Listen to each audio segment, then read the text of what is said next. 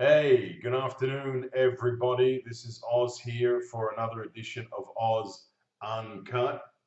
Hope you're all doing well. Yeah, I know there's this whole Planet Oz Uncut thing. I'm doing a bit of rebranding. I'm new at this sort of thing. I'm getting everything sorted out, but I'm now on the right path. So bear with me just a little. Oz Uncut. So here we go. I want to, first of all, there's three things I want to discuss today. First of all, I would like to discuss an article that was written by Lovin Malta in which they featured one of my vlog episodes, which I was very, very happy with. The particular episode they referred to was the episode that I recorded the next day after the Malta England game, in which I not only reviewed the game from a footballing standpoint, but also talked about the issue that I came across within the stadium, which was a massive amount of smoking in the stadium itself. The article from Loving Malta that actually heard me talking about it on the air on the Big Breakfast on XFM, and they contacted me and said, "Listen, can you give us some more information about this smoking thing?" And I said, "Listen, I did a vlog about it. Check it out. You can use whatever you need." So on and so forth. And they wrote this article. Big thanks to Dave and all the people at Love and Malta. It got quite a decent reception, a lot of views, a lot of people commenting on it. Mostly good. I mean, I would say that 70% of the posts were positive in terms of in favor of that should not be allowed. Um, Also, there was maybe 15 or 20% of, yes, negative responses, but well within the realm of debate, which was fine. And then there was a couple of rather abusive posts, which, you know, water off a duck's back and all that sort of thing. I wasn't extremely bothered by it, but I just don't understand why you'd get into a conversation and just shout abuse. I mean, if you don't have the adult words to be able to use to get your point across, then why bother posting in the first place? But whatever. It's a public forum. You can do what you want. I allow you your freedom of speech, and good for you if that's all you can really get out. But I was very, very happy with the response, and it was good to get the message across. Will something change in future? I don't know. I promise you I'm not going to take it on my shoulders to make sure it changes. I don't have enough energy, and I'm just way too lazy for that kind of thing. But it was good to get the message across. It was good to get it to so many people, and it was good to make it a talking point. And hopefully someday in the future, things may change. Again, thank you very much, Love and Malta, and all the gang over there. It was nice to do that with you, and hopefully we'll have more opportunities in the future. Now, let's move on to our next story. It's sports related. It's coming out of the UK, and I'm not quite sure if you've heard any of this, but there's been quite an uproar in horse racing in the UK over the past couple of weeks after jockey Davy Russell, who rides on the Irish circuit, was caught during a race punching a horse in the back of the head. I'll repeat it once more for you non-believers. Yes, jockey Davy Russell punched a horse in the back of the head during a race after the horse became unresponsive when looking to jump a hurdle. What can I say about this? Like pretty much all of the UK, I was in complete and utter mad shock when I heard of a human being punching a jockey live on, sorry, not punching a jockey, punching a horse live on television during a race. Absolutely shocking. I just can't understand any single one instance where you can justify punching a horse in the back of the head. It just, maybe I'm ignorant, I don't know, but it doesn't register in here. There's no normal thinking that would go into that. Now, I've heard a lot of debate and I've read a lot on the story, and some jockeys say, well, yes, that can sometimes be a way to refocus the horse when they lose focus during a race. Um, no, I'm not buying that. Sorry, under no circumstances should you need to punch a horse in the back of the head. Now, I'm already one who disagrees with the whole whipping thing in horse racing. Now, just to clarify, in this case, the material used on the whip is soft. It doesn't really hurt the horse, and it is a way to get them to focus and obviously get through their orders on the racetrack via the jockey's instructions. So I don't like it, but I can live with that. But there's no way that I am going to live with a jockey punching a horse in the back of the head. That is just not on, and I'll never understand that. And I think most of society will not understand that because it's just cruelty to animals, simple as that. Now, do you want to know what the punishment was for jockey Davy Russell for this very, very cruel act live during a race on television?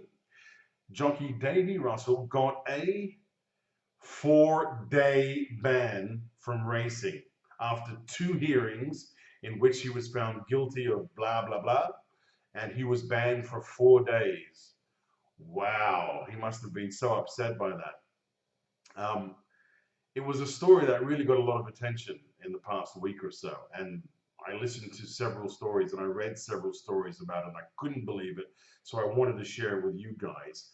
And I'm very, very interested to get your thoughts, both from people who love animals and people who love horse racing as well, because I know there's a lot of those people here in Malta. So what are your thoughts on this? Do you think it's okay for a jockey to punch a horse in the back of the head during a race? Now, I'll say this. Yes, nothing happened to the horse. We're not talking about the horse getting shot. We're not talking about the horse getting beaten to a pulp. It was a punch to the back of the head. So I'd like to keep it in the boundaries of reality. However, it looked shocking, no doubt about it. I don't think it was good for the sport. So do you think it was bad? Do you think it was acceptable? Or do you think it's good that this happened? Also, what do you think about the ban?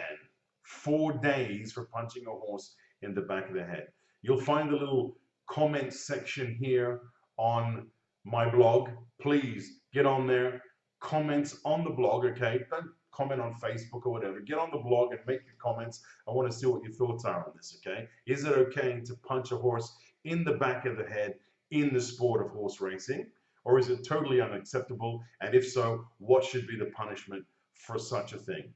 Very, very interested to hear your thoughts. From my side, honestly, it made me sick to my stomach. I mean, you know, there are punches and there are punches and there are fights and there are fights and there's professional boxing and MMA, and you see that. I'm not a big fan of the fights, to be quite honest, because I think it's quite savage and not really necessary, but anyway. But in this case, a jockey punching a horse in the back of the head. Interested to hear your thoughts. Let me know. One final story that I wanted to address this afternoon comes from the footballing world, and it is in regards to football transfers. You may have heard of a football player by the name of Adrian Silva. Recently, he was playing for Sporting in the Portuguese league.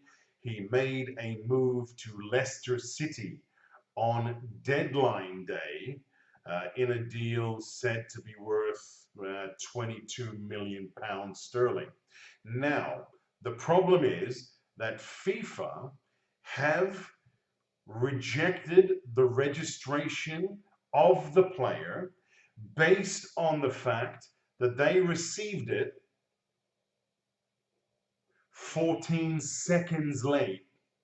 14 seconds after the deadline day. Now, I have a little OCPD, which is obsessive compulsive personal disorder. Okay, it means I like things done a certain way. I don't like being late. I don't like it when people are late, etc., etc.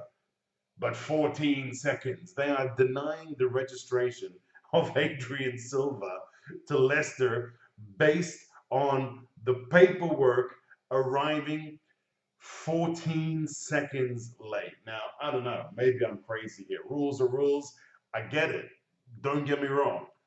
But surely one could be slightly flexible when you're talking about 14 seconds. Now, hang on. there's the other side of the argument, which is Leicester City had all of 3 months to make this deal happen if they wanted to.